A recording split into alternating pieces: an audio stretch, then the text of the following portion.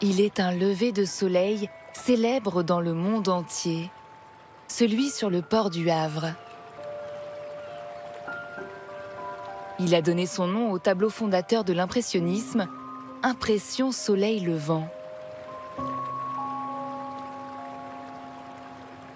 Mais avant la réalisation de cette œuvre majeure, il y a 30 années décisives pour Claude Monet dans la ville qui l'a vu s'éveiller à la peinture. 30 années du début de sa vie où il aiguise son regard sur les paysages, les bords de mer, les vapeurs du port et où il apprend à capter cette lumière d'estuaire. Mesdames, Messieurs, dans quelques instants, ce train nomade entrera en gare du Havre.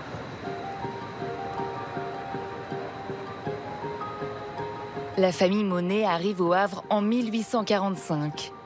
Le petit Claude a 5 ans. Le père est agent de commerce, on dirait plutôt aujourd'hui homme d'affaires. Il s'installe au cœur des maisons cossues à l'ère haussmannien. L'animation du centre-ville donne au jeune garçon l'envie de croquer tous les motifs qui s'offrent à lui. Mais son entrée sur la scène artistique se fait dans un registre plutôt inattendu lorsqu'adolescent, il suit des cours à l'école gratuite de dessin. Monet dira qu'il n'est pas un très bon élément. Il préfère s'échapper et aller au bord de la mer ou faire des dessins et des caricatures de ses profs dans ses cahiers de classe. Alors il s'inspire assez de l'esprit de Daumier, connu dans les journaux, et qui fait ses personnages avec des têtes assez importantes et un corps assez fluet. Et Monet va faire des caricatures d'un certain nombre de notables havrais. Et tous sont passés au crible de son crayon. Des négociants au lord écossais, en passant par les notaires. Le dessinateur s'affirme dans ce genre encore récent. Avec ses portraits charges, Monet devient le caricaturiste du Havre et use de ce pouvoir pour moquer ses confrères peintres. Je pense à une caricature qui représente un certain Croutinelli, dit-il. En fait, c'est très certainement le portrait caricaturé d'un peintre de marine locale qui s'appelait Cassinelli. Donc il fait beaucoup d'allusions à tout un milieu de bourgeoisie, mais aussi culturel havrais, et qui amuse beaucoup les gens, et c'est la raison du succès de ses dessins. Ma réputation était si bien établie que de tous les côtés, des gens sont venus me voir et m'ont harcelé pour des caricatures. J'avais tellement de demandes, et l'argent de poche que ma mère pouvait m'épargner était si maigre, que j'ai été amené à faire un pas audacieux.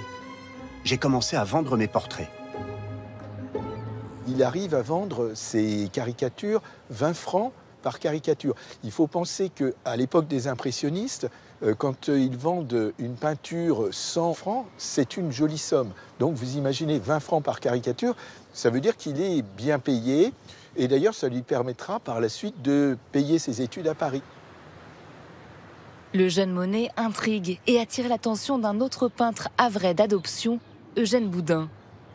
Ce dernier est encore loin d'être reconnu et surtout, la mère de Monet déteste ses peintures. Les deux artistes fréquentent le même fournisseur de matériel où Monet expose ses caricatures. Poussé par sa curiosité et son désir de devenir peintre, un jour, il entre donc chez ce marchand de papier et du fond de la boutique sort Boudin qui était là. Et le marchand de papier dit « Tenez, monsieur Boudin, justement, voulait vous parler. » Et Boudin lui dit « Jeune homme, vous avez un vrai talent, mais vous n'allez pas en rester là. » Et c'est là où Monet est absolument ulcéré, parce que lui, il se considère comme un très bon caricaturiste et il ne voit pas pourquoi il ferait autre chose. Et Boudin lui dit « Venez avec moi, on va aller dans la campagne, je vais vous montrer, on va travailler ensemble sur le motif. » Et donc, malgré lui, parce qu'il n'en a pas du tout envie, il va accompagner Boudin. Claude Monet n'imagine pas encore l'impact de cette escapade picturale. À 8 km du centre, le parc de Rouelle est un quartier sur les hauteurs du Havre. Dans l'un des plus grands espaces verts de la ville, avec 160 hectares, ces guinguettes offrent déjà une pause pour se délasser. À l'époque où les peintres quittent à peine leur atelier, Eugène Boudin fait figure de précurseur de la peinture en extérieur. D'abord, il faut imaginer que les deux peintres sont venus avec tout le matériel sur le dos. Le chevalet, les tubes de peinture. Les tubes de peinture avaient été découverts peu de temps avant, donc ça favorise le travail en pleine nature. Et Monet est essentiellement quelqu'un d'urbain. Et là, avec Boudin, il va vraiment découvrir ce qu'est la nature avec l'eau, avec les peupliers, des thèmes qu'il va conserver toute sa vie ensuite. Et tous les deux vont peindre, épaule contre épaule, le même point de vue, ici exactement. Je le regarde avec quelque appréhension. Je le regarde plus attentivement, et puis ce fut tout à coup comme un voile qui se déchire. J'avais compris. J'avais saisi ce que pouvait être la peinture. Ma destinée de peintre s'était ouverte. Cette toile qu'il exécute à seulement 17 ans est sa première peinture à l'huile. Le talent du débutant explose. Il est presque photographique. Là, il est encore très descriptif, mais par rapport à ce qu'est la peinture de son époque, avec tous ces artistes qui travaillent dans l'atelier avec une lumière artificielle, c'est une porte déjà ouverte sur la peinture moderne, où déjà on sent la puissance, le sens de la nature extrêmement fort dans ce tableau. Il faut capter la lumière d'un instant, très rapidement. Ça veut dire avoir une mémoire visuelle extraordinaire pour capter cette instantanéité, ce que Monet va appeler l'instantanéité. Et Monet dira que ce qu'il doit vraiment à Boudin, c'est ce sens de l'instantané, qu'on ne retrouve nulle part ailleurs, que dans cet estuaire de la Seine et la campagne proche. Côté mer, une autre révolution est en marche, tout aussi décisive dans la carrière du jeune peintre. Les premiers daguerréotypes ou photographies sur plaque argentique ont vu le jour il y a peu. Et pour y fixer une image, il faut de la lumière, beaucoup de lumière. Le Havre s'impose alors, et spécialement la plage de Sainte-Adresse. Monet connaît très bien l'endroit. Il vient y dessiner depuis l'enfance. La maison de sa tante est à quelques pas. Alors, dans les années 1860, après ses études dans un atelier parisien, il pose à nouveau son chevalet sur cette plage où il croise d'autres artistes éblouis par l'immense panorama. C'est vrai que les photographes vont tout particulièrement apprécier ce lieu et c'est là aussi qu'ils vont travailler sur l'instantané en photographie, c'est-à-dire essayer de capter le nuage qui passe, de capter les effets de mer, de capter les grands bateaux qui rentrent et qui sortent du port. Photographes et peintres vont mutuellement s'influencer dans le paysage et ça se passe ici, ça se passe au Havre et à Sainte-Adresse. Amoureux du paysage, Claude Monet travaille aussi d'après photographie, comme par exemple pour cette toile de l'entrée du port. Deuxième de France en termes de trafic maritime, le port du Havre accueille des navires du bout du monde. Une marchandise en particulier, en provenance du Japon, fascine le peintre.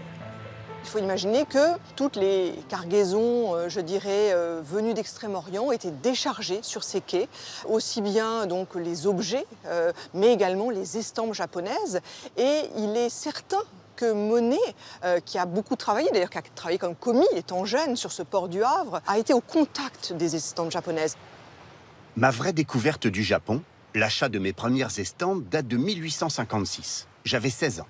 Je les dénichais au Havre, dans une boutique comme il y en avait jadis, où l'on brocantait des curiosités, rapportées par les longs courriers.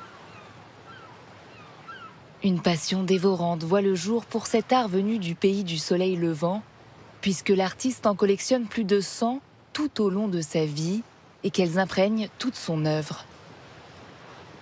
Toutes ces richesses que lui offre l'endroit, Monet décide de les compiler dans Terrasse à Sainte-Adresse, un tableau qu'il peint à 27 ans.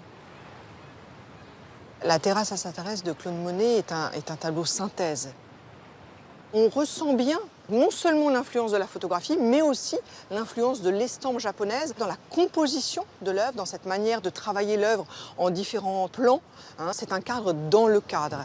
Le premier plan est occupé sur la terrasse par un ensemble de fleurs, de géraniums. Et puis c'est également un portrait de famille. Il y a Adolphe, le père de Claude.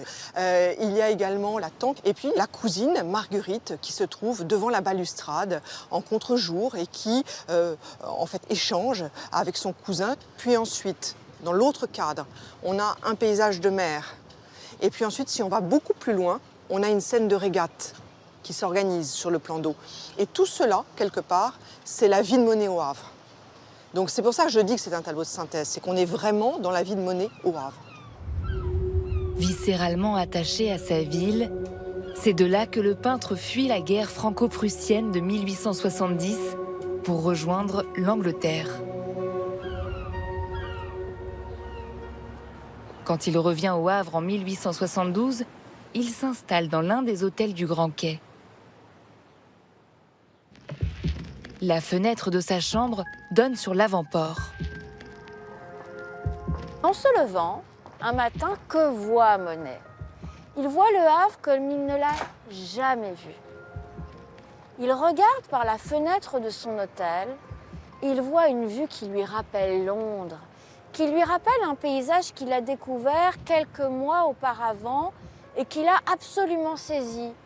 Parce que Monet a pu, j'allais dire, toucher du doigt l'atmosphère, le brouillard, ce qui va rendre le paysage fantomatique. Quelque chose qui est impossible à représenter et qui va devenir le fil rouge de son œuvre.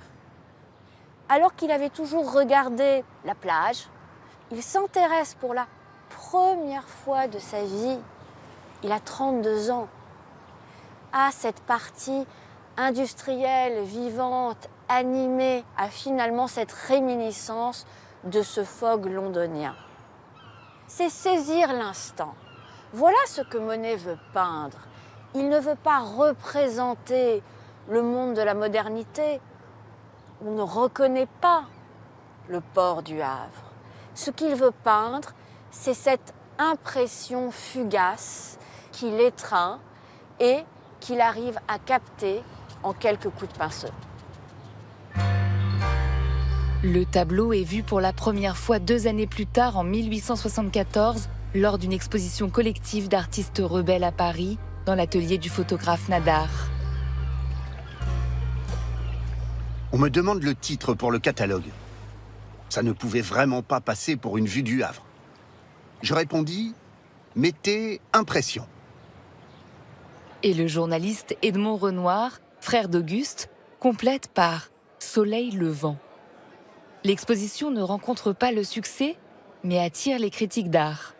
L'un d'eux, voulant faire un jeu de mots malveillant, intitule son article « L'exposition des impressionnistes ». C'est extrêmement péjoratif. Être un peintre impressionniste, c'est vraiment être un peintre de dernière classe.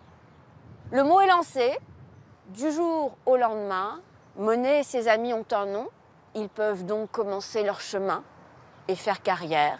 Et donc l'œuvre passera de main en main, jusqu'à ce qu'on en oublie le titre. Maintenant, nous le connaissons pour ce qu'il est, un marqueur de l'histoire de l'art, l'œuvre qui a donné son nom à l'impressionnisme.